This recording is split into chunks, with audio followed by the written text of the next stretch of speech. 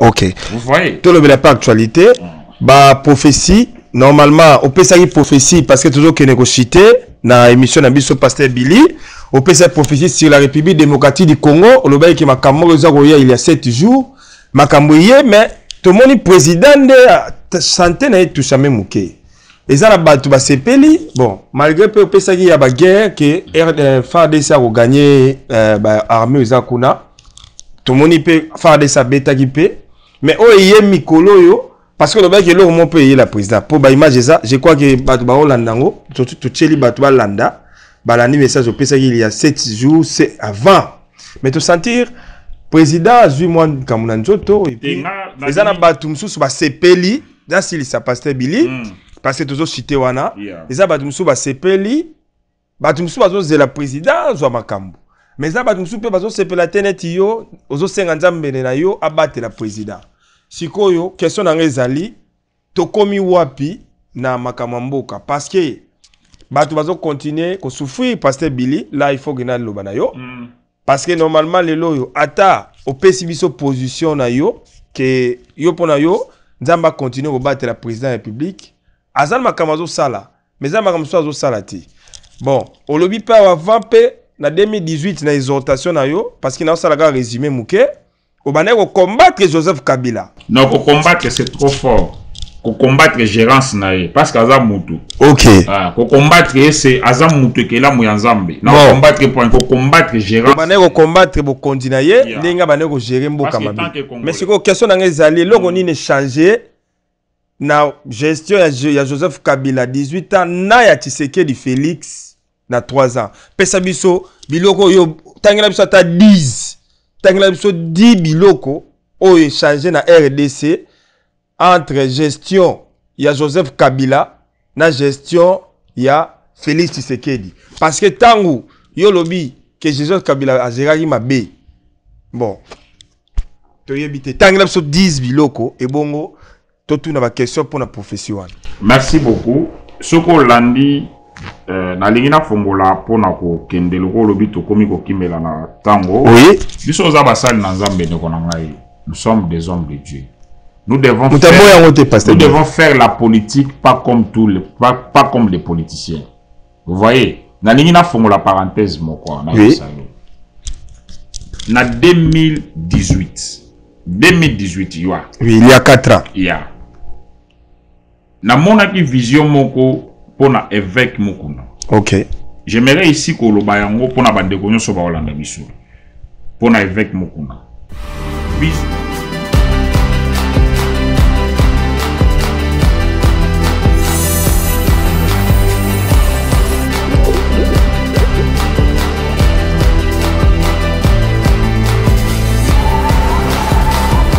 Biloko eza ebele. Peut-être na des apports. D'abord kaka malgré insécurité za na mboka na biso mais quand même eza ndenge ezaki na époque ya Kabila. OK.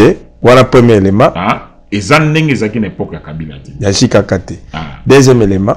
Deuxième élément, lelo facilité za quand même ya ko contrôler mbongo à l'état malamu. Même au sein même il y a pouvoir, il y a présidence, s'il y a détournement ce sont des choses où n'importe qui a Kabila. Vous voyez. Donc quand même facilité ya makambo belé et ça maintenant n'importe qui a Félix Tshisekedi. Ya on a zolo baké nan penza à salité parce que peuple congolais. D'ailleurs que Félix Tshisekedi, moi je vous parle maintenant na keneno na kala ta casquette ya politique. Donc nayo ba gauche droite té. Félix Tshisekedi tant azu pouvoir. Pouvoir na ezalaki coincé na batu oyo ya majorité akutaki. Bandeko wana ba créer système moko clan moko Kabila ngana benga ngo eza clan moko Al-Qaïda ba benga ngo Kabili te ngana benga ngo clan Al-Qaïda donc c'est-à-dire soko trahir au moins tellement beaucoup de gens oyo babanga ko longwa na Kabila c'est-à-dire le roi mutu moko asimba mitema na bango c'est ça ce que je vous dis donc batikala kotika mboka na niveau moko mon frère. Moi, je vous parle en tant que politique, en tant que pasteur, en tant qu'opérateur économique. Moi, j'ai perdu des millions avant Naya en États-Unis. J'ai perdu, je vous dis bien, des millions. Des francs congolais. Des dollars, en tant qu'opérateur économique. Okay. On peut ce exemple, au commandant de conteneur et où à Dubaï, et où à Chine. Aux autres, on a dollars. otindaka biloko na province bateka la gomme oyo soit vélo et loko bateka onka na franc congolais mais mbongo ezoya na Kinshasa dollar euti na 110 ekomi 160 170 na 2017 18 ngana tiki dollar na 170 176 na Congo ata lelo eza na 200 yango tozo bundake chef de l'état actuel bana mboka moi je suis d'accord que opposition classe politique basa à la place moko. Vous savez que bazay ko pesa Joseph Kabila Kanda na pas Joseph Folobi ni po abebisa ko ba faire abebisa yo non ngana za na Kanda na été gérant ces ala qui mabé Kanda c'est trop fort insécurité za makasi na époque il y a Joseph il y a beaucoup de gens au ba perdre la vie na ba toute la question moria wa donc ceux qui na lobby na yo que Kanda na c'est trop fort ngana za pasteur Zambazo senga biso to pardonner s'il y a des choses il faut pardonner il y a un même na lobby que évêque Mukuna Lelo Joseph akosala ye surprise à une église na ye. Ko ba obenga na yo be ba osani parce qu'il y a un pasteur.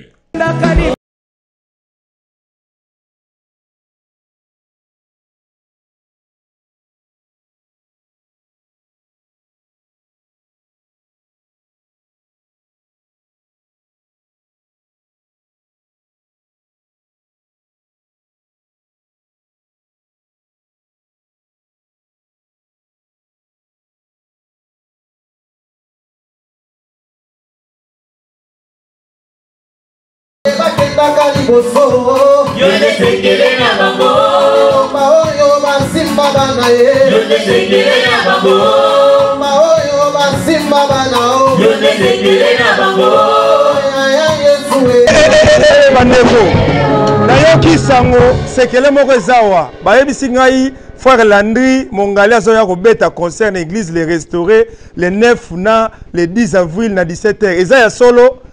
Oui, papa journaliste, nous avons confirmé que le 9 avril et dimanche avril, le frère Landry Mongali a posé awa na Ayowa City, na l'église les restaurés de Jésus-Christ. Yon ne koro fani na Seda Rapide, na Coralville, na Nord-Fleur.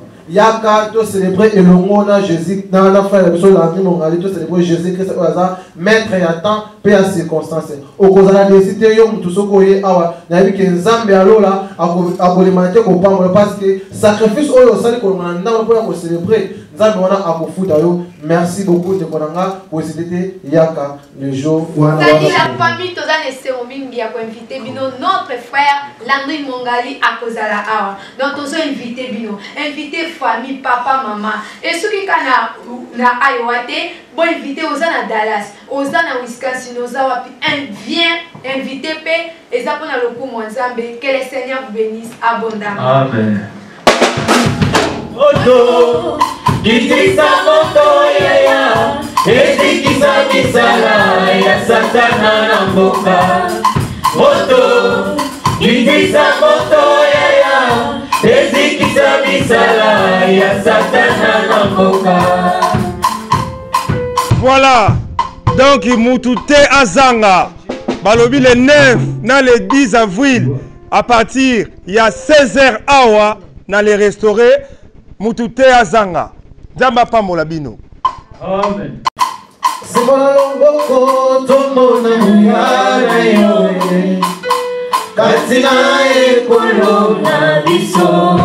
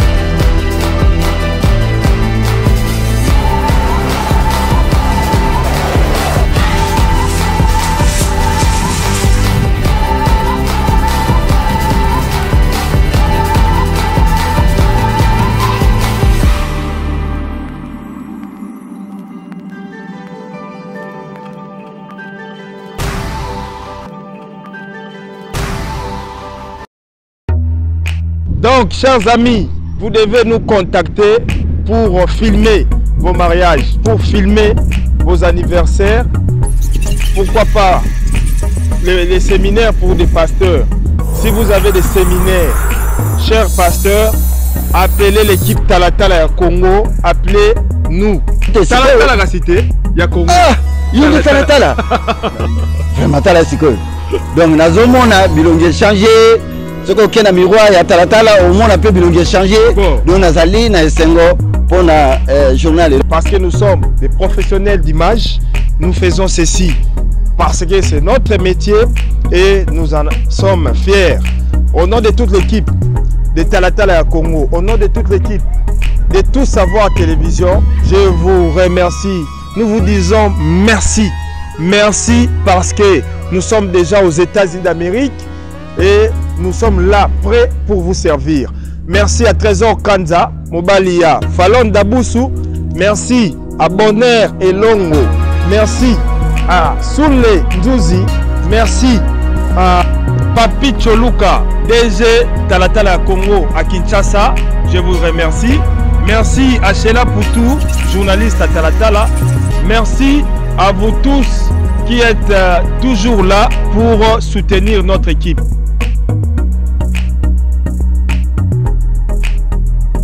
Kolo masoleza yonde na yowa ba makambo ya confirmer oyo ya kozwa bato na babili la TV ezalaki nde yo babo ya basamba la bango za yo tout savoir de makambo. Alors un seul numéro ici aux États-Unis, c'est plus 309 857 68 50 309 875 68 50. Si vous appelez ou vous textez, nous serons là toute l'équipe pour faire les reportages.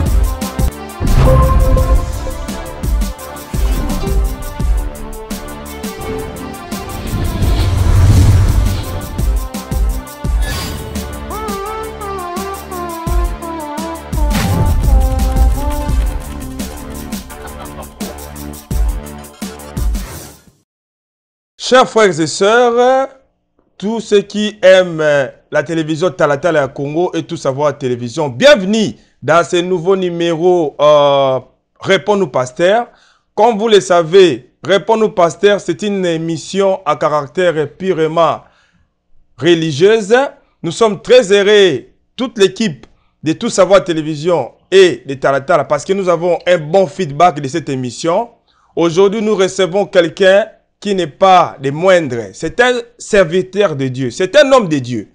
Nous recevons pour vous le pasteur Billy Masaka. Dans 1 minute, il va lui-même se présenter. Mais laissez-moi quand même vous dire que je suis très reconnaissant envers un pasteur, le pasteur Alain Kassongo-Djibou, qui nous a surpris. C'était aujourd'hui. Le pasteur Alain Kassongo-Djibou nous a offert des lumières, chers amis. Au nom de toute l'équipe de Tout Savoir Télévision, au nom de toute l'équipe de Talatala Congo, je tiens à remercier personnellement le pasteur Alain Kassongo-Djibou. C'est grâce à lui que vous avez toutes ces lumières.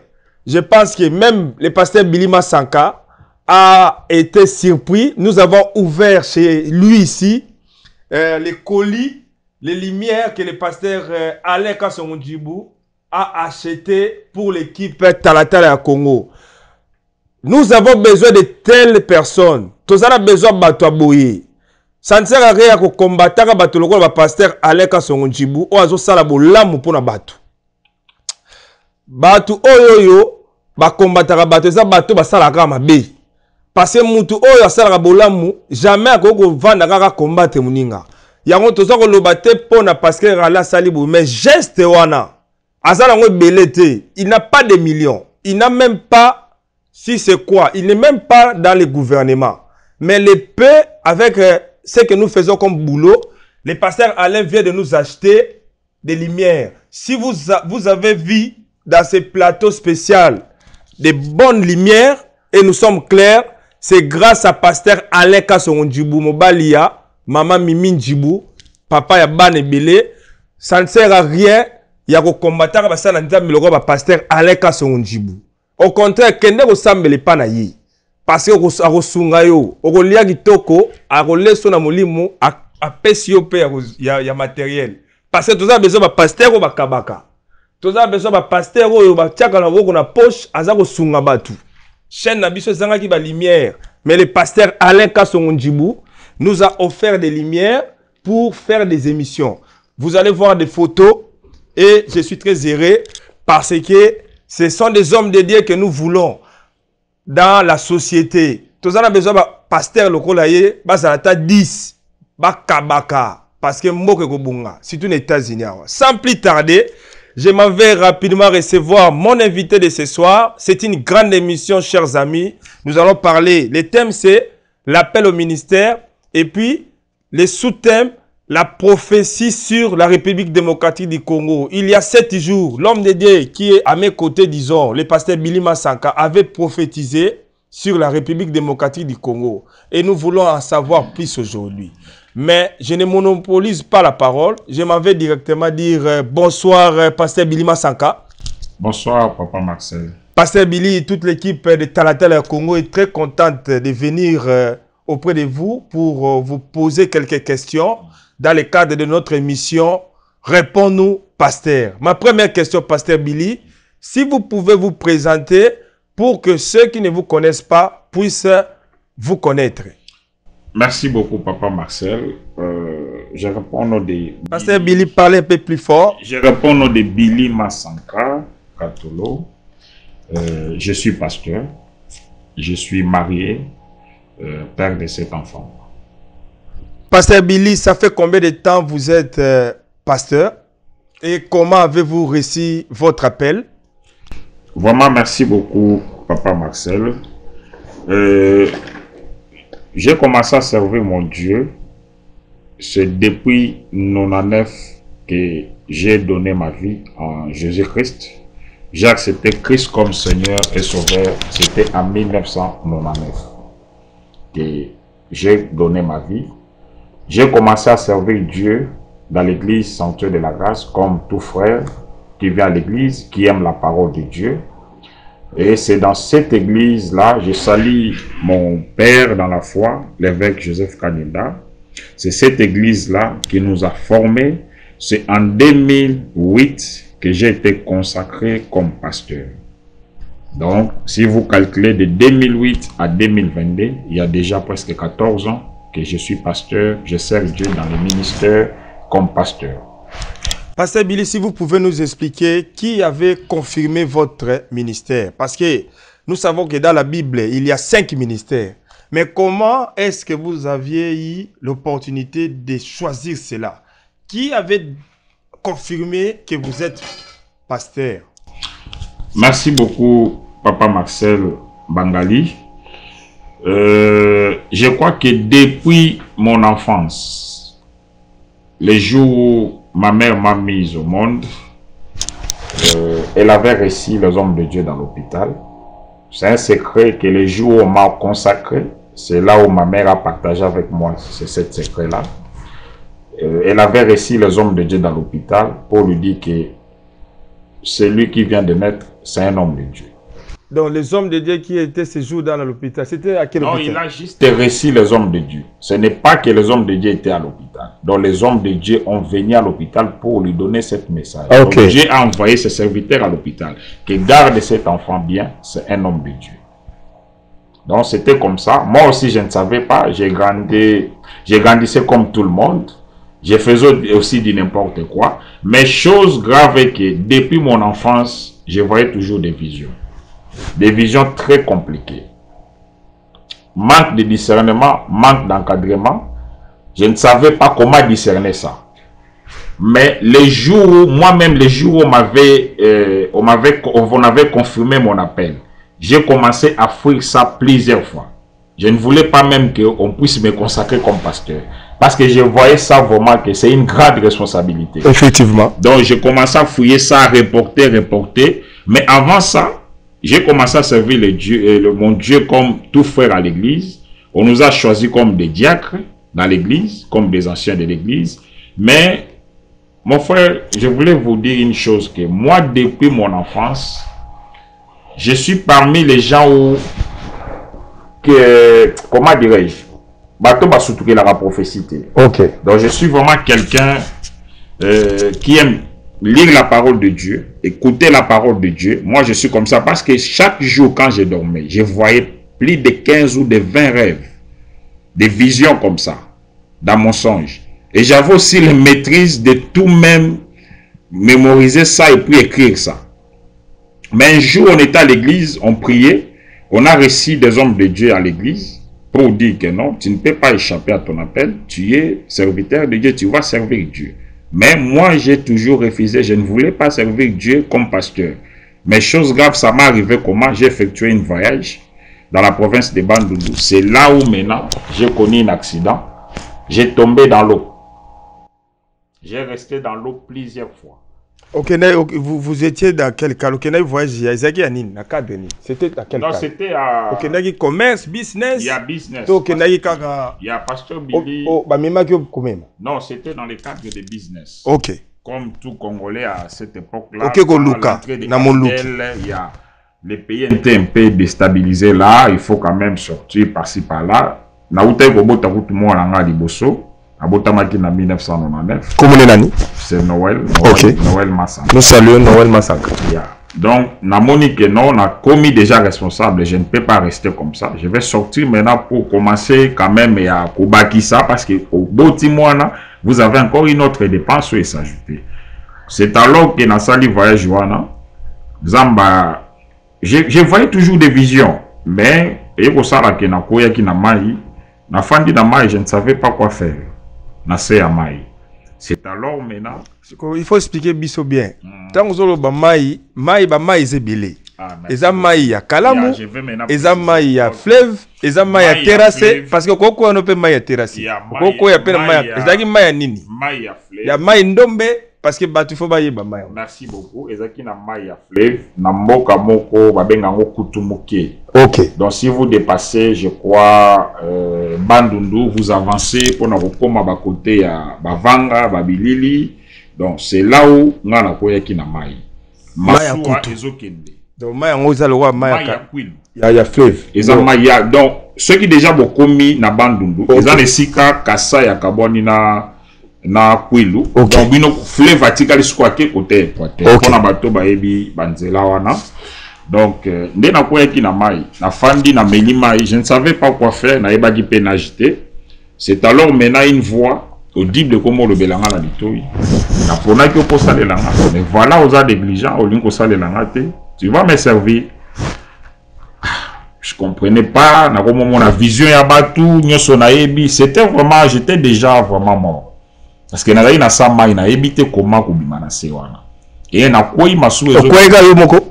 Ya na koi ngamo. Donc na mutu kambimba. Non, na kati ya masuwa. Na masuwa nyoso wana. Je peux vous donner même les noms des bateaux Maïse. Maïse. Gérant ya bateau comme on a Monsieur Jérôme. OK. Donc baza bateau yo to bien ki komona na bango lisusu après accident wana donc j'étais avec un ami JC auto sala qui voyage. Ça m'est arrivé comme ça et Zambalobi na obimisa yo na obikisa yo mais tu dois me servir. Na bimi pe na kati ya mai comme le diable est toujours risé na moni ora eza nango eloko moko normal. L'incrédulité peut aller retomber na zongi na Kinshasa. J'ai commencé à mener ma vie comme ça, comme toujours kala ndenge nazali ko mener yango. Mais c'est un jour na kozala na maboko ya mon père dans la foi l'évêque Joseph Kaninda. C'est alors le Saint-Esprit maintenant quand on a eu baptême na ngai na eu baptême ya Saint-Esprit, j'ai commencé maintenant à servir Dieu, mais toujours en tâtonnant. Mais un jour, d'ailleurs, on a une décision par rapport à ma vision, Zambalobi, élévation est liée dans le ministère. Tu dois me servir. C'est là où j'ai commencé maintenant à servir Dieu. Mais pour la consécration, mon père dans la phase où j'avais échappé à moi. Je voyais ça comme charge.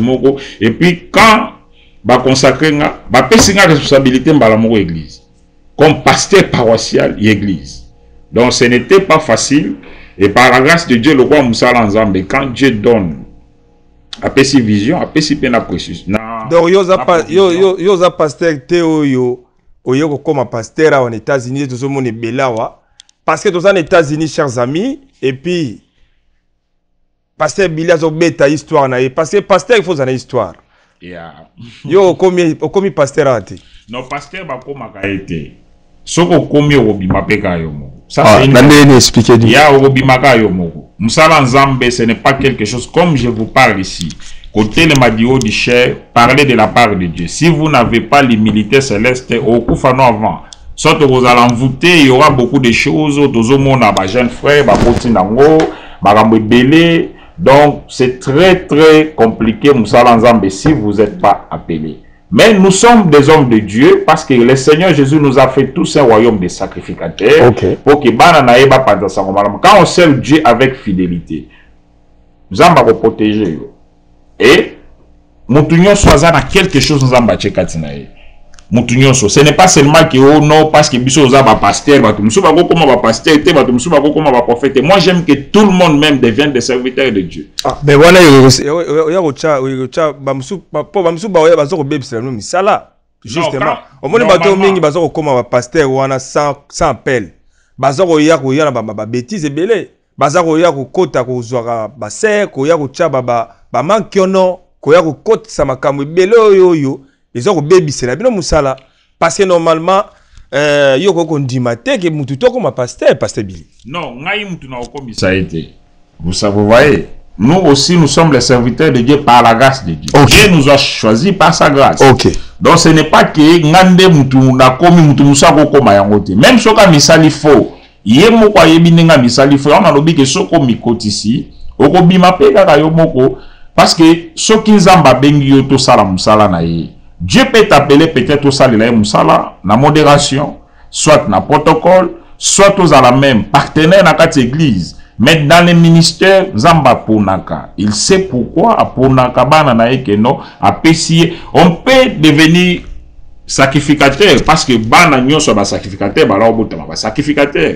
Mais pour notre ministère, il faut appeler c'est Dieu lui-même par le Saint-Esprit. N'a confirmé à travers Basal Nzambe. On a déjà yango. Maintenant, basal Nzambe c'est qu'on fait pour accepter de na musala Nzambe mais d'association ba benga ko confirmer appel ya mutu. On le fait pas comme ça pour na muta pesi ba million ou bien pesi bo. Non, c'est quelque chose que Dieu confirme à travers ses serviteurs.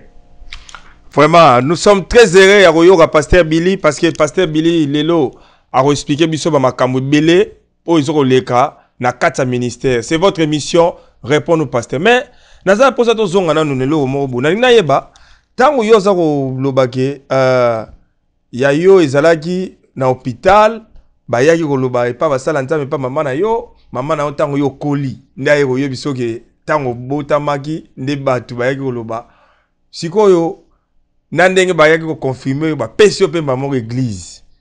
Mais ngai na yeba tango makambo wanyo siza koleka yo ozalaki na kati ya makambo ya nzambe te c'est-à-dire ozalaki chrétien te c'est-à-dire baptême ozwi wapi et puis enseignement nini yo ozwi oyo ezolakisaki yo ozala mesure ya koteya bato parce que problème eza wana est-ce que ozala message parce que message nini yo ozwi oyo oza nango lelo soki ndeti bapasteur JP Mbikai abenga mibengaka enseignant pasteur aleka so njibu bazotala biso bakolinga siko bayeba message nini yo oza nango oyo ya koyebisa bato message nini yo zwa mpona koyebisa bato kasi po yango nde siko toza posa toyeba. Merci beaucoup Papa Marcel.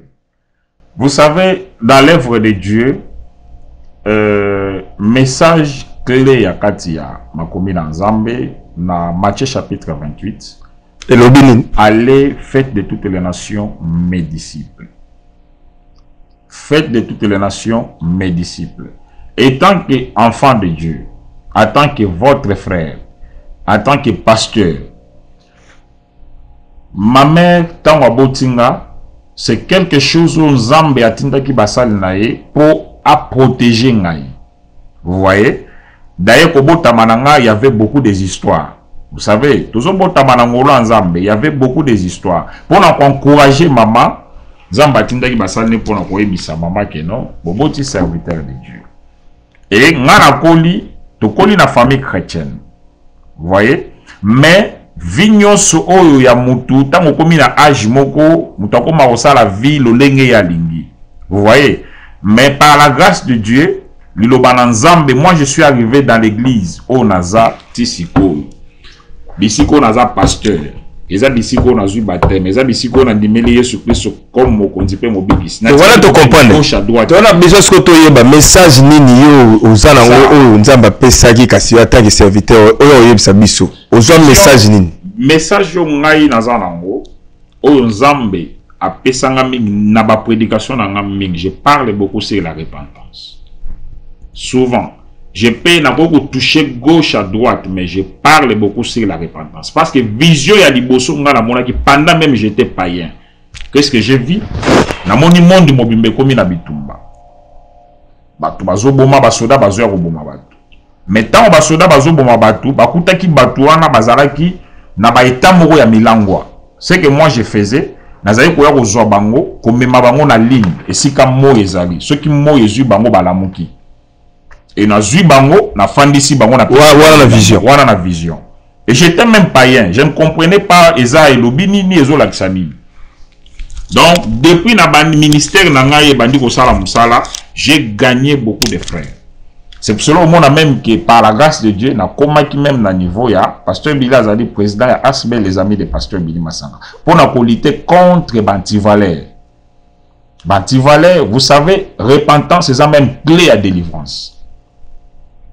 Beaucoup de frères et sœurs bazo bundana na kei bakaba délivrer nga basalabo, mais si tu n'es pas repenti okoyi kokende ba pasteur ba bondele lotongo pour ozalaka moto zali. Il faut nanu ko pesa motema na mobimbe pa na nzambe. Bible zolo bana biso na 1 Jean chapitre nango 1er le verset 9. La Bible dit celui qui cache ses transgressions ne prospère point, mais celui qui les avoue les délaisse obtient miséricorde. Non, je crois que je vais lire ça. Oui. En attendant le verset, parce que nga déjà makamu mafute comme on nga déjà, parce que ma question comme on côté nga déjà et puis on va lire ça. J'ai aussi des questions bazar otinda wa. Verset oyo, ça va aider même beaucoup de nos frères. Oui, tangela so verset wa. Oyo bazar lelo ono na okende ko funda yo, oza peut-être femme mariée, homme marié, oko méta adultère. Et tikalo loko la kol moko kangayo tozomona lelo batu bazo sala batu ba chantage na ko publier yo na Facebook na osala boye na osala boye, il y a des choses, beaucoup de choses zo salama. Moi na nzamba luka justification te. Verset oyo zolo banabiso, si nous confessons nos péchés, il est fidèle. Ça c'est un. Si nous confessons nos péchés, ce n'est pas quelque chose hier. On a passage 1 Jean chapitre 1er le verset 9. Ok. Si nous confessons nos péchés, il est fidèle et juste pour nous les pardonner et pour nous purifier de toute iniquité. Ce n'est pas les hommes, mais c'est le Seigneur Jésus qui va nous purifier de toute iniquité. C'est pour cela le message n'a biso clé et zalarake bana nzambe bazonga na présence ensemble. C'est ça même Christ a qui koluka batu nyonso ya mabe pour être bazonga na ndako ya papa. Il a accepté de donner sa vie sur la croix pour nos péchés. Il a pris nos places. Yeo ya salaki lisumute pour être biso tozala batu oyo tokozala quand même utile na société. Vous voyez, message clé à pasteur Billy oyo tozo bunda. Ce n'est pas que même biso toza ah mon frère, nous avons aussi des défauts. Nous luttons parce que mon kilo il y a des choses. Nous luttons pour que, comme la Bible dit, nous avançons vers la perfection. Nous luttons pour que ceux qui est sous Massi aillelo, tozanga bokonzi na été. Voilà. Donc je remercie Dieu et Mardoché parce que il nous aide derrière les caméras. Mais ce que je vais demander, à la concentrer, à la plus caméra. Voilà, nous continuons cette émission. Mais pasteur Billy, les lois Makamanzambe est commis il y a la concurrence, hein? C'est-à-dire nalina tu nango boui yomogondo mimona kaboui pasteur Billy Masanka ozali na kati ya ranger nini ya ba pasteur parce que tozala ba pasteur oyo ba koma na niveau moko boye yo sikoyo tangu yo moko mizala boye ndako ko chayo na ba catégorie ba pasteur nini na ko chayo na catégorie ba pasteur oyo ya android c'est-à-dire ba pasteur ya classe to na ko chayo parce que yango ne bo laksaka biso na ko chayo na chayo wapi kasi yo moko ndenge za na chayo wapi parce que en tout cas merci beaucoup papa Marcel parce que parole Sima par rapport à la question c'est ça qui a ngoté au lobaki il y a des faux au bazombe bisamsala parce que tant yo za autorisé obi ba tout ba comme le pasteur non moi je n'ai pas autorisé parce que pasteur Bila a commis sa batunyo so basal na nzambe appelle ou ta ke pas nzambe nous sommes là pour prêcher la parole mutunyo so monya za na quelque chose za na destiné mo nzambe abongisa pona ye mais l'ennemi ayaka pona ko détruire vous voyez ko détruire via bala na nzambe mutu moko ta nzamba kila mutu poza la mopagano. Mais c'est l'ennemi qui veut que Azwa Batu pour même Batu en enfer. Vous voyez? Donc c'est un peu ça. On a comme ça.